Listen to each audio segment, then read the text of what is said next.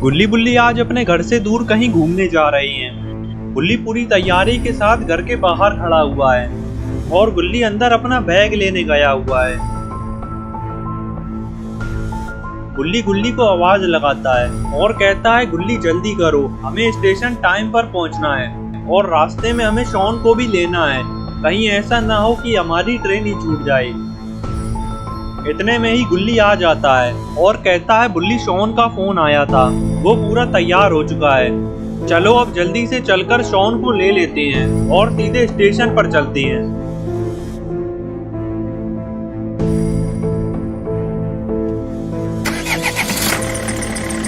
गुल्ली बुल्ली गाड़ी में बैठकर शॉन के घर की तरफ निकल जाती हैं।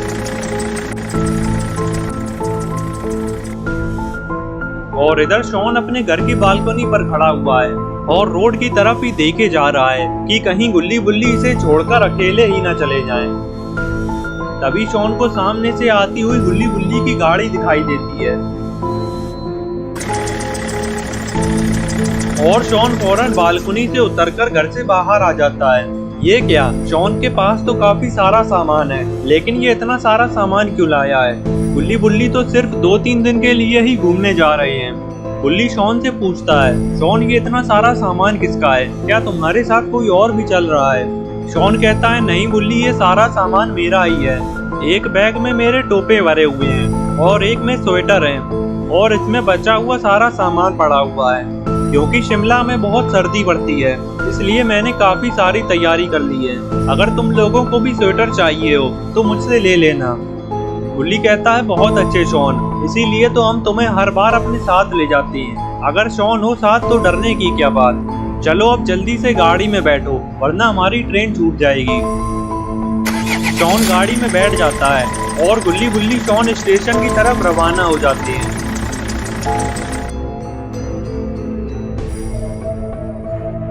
थोड़ी देर में ही गुल्ली बुल्ली और शॉन स्टेशन पर पहुंच जाते हैं। गुल्ली गाड़ी को साइड में रोक देता है और गुल्ली और शॉन अपना अपना सामान गाड़ी में से उतार लेते हैं। गुल्ली कहता है, तुम दोनों चलो, मैं गाड़ी को पार्किंग पर लगा कर आता हूँ। और फिर गुल्ली गाड़ी को पार्किंग पर लगाने के लिए चला जाता है और गुल्ली और शॉन स्टेशन के अंदर की तरफ जाने लगते हैं।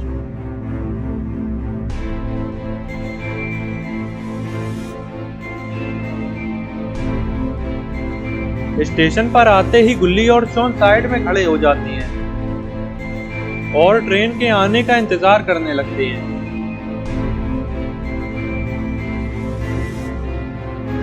इतने में ही गुल्ली गाड़ी को पार्क करके आ जाता है और गुल्ली और शॉन से कहता है, तुम लोग उधर कहाँ देख रहे हो? ट्रेन तो इस तरफ से आने वाली है। और वो देखो, ट्रेन आ भी गई है।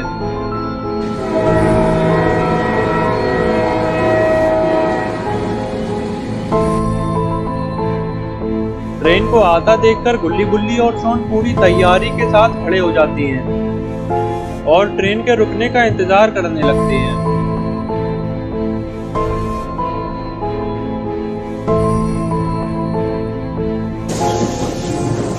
ट्रेन के रुकते ही गुल्ली बुल्ली और शॉन तीनों ट्रेन पर चढ़ जाते हैं। ट्रेन में काफी कम लोग हैं, इसलिए गुल्ली बुल्ली और शॉन को आराम से जगह मिल जाती है और ये तीनों पास वाली सीट पर ही बैठ जाते हैं और थोड़ी ही देर में ट्रेन चल देती है। गुल्ली के सामने एक आदमी बैठा हुआ है जो कि अखबार पढ़ने में लगा हुआ है।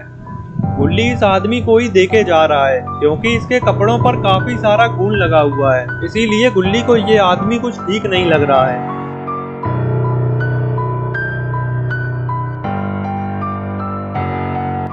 अरे ये तो जैब द किलर है, लेकिन ये यहाँ पर क्या कर रहा है?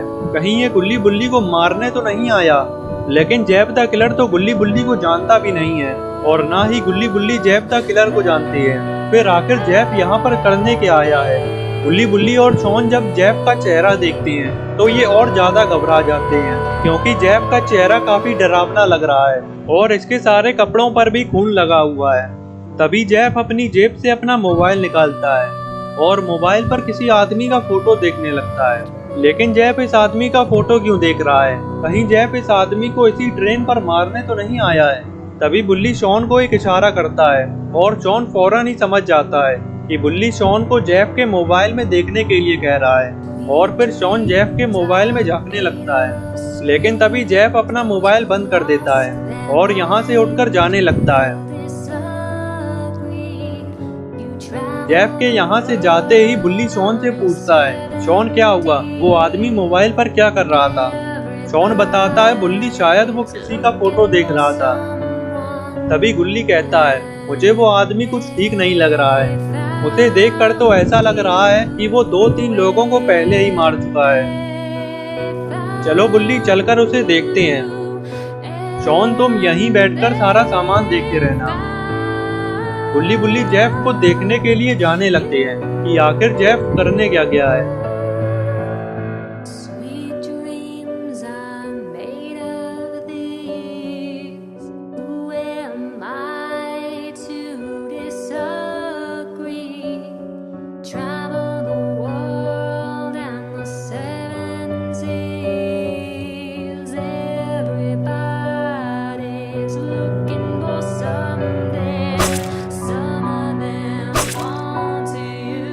अरे ये क्या, जेफ ने तो इस आदमी को मार दिया है जिसकी ये कुछ देर पहले मोबाइल पर फोटो देख रहा था। इसका मतलब जेफ इस आदमी को ही यहाँ पर मारने के लिए आया था। लेकिन बुल्ली ने जेफ को ऐसा करते हुए देख लिया है। जेफ जब पीछे मुड़ता है तो ये बुल्ली को देख लेता है और ये फौरन बुल्ली की तरफ दौड़ता है। बुल्ली जब जेफ को आता देखते हैं तो ये भी जेफ से बचकर भागने लगते हैं, क्योंकि बुल्ली ने जेफ को खून करते हुए देख लिया है। इसीलिए अब जेफ बुल्ली को भी मार कर ही रहेगा, क्योंकि जेफ अपने किए गए कामों का एक भी सबूत नहीं छोड़ता है। इधर शॉन जब बुल्ली के पीछे जेफ का किलर को आता हुआ देखता है तो शॉन भी बुल्ली के साथ भागने लगता है।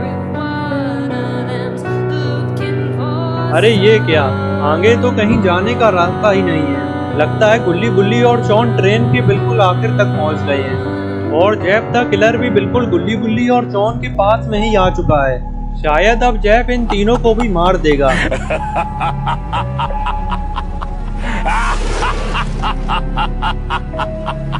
तो दोस्तों, अब क्या होगा बुल्ली और शॉन का? क्या जेफ द किलर बुल्ली और शॉन को मार देगा या फिर ये किसी तरीके से बच जाएंगे? ये सब हम देखेंगे अगली वीडियो में। तो अगली वीडियो देखने के लिए चैनल को सब्सक्राइब कर लेना और बेल आइकन को भी दबा देना ताकि वीडियो अपलोड होते ही नोटिफिकेशन मिल सके।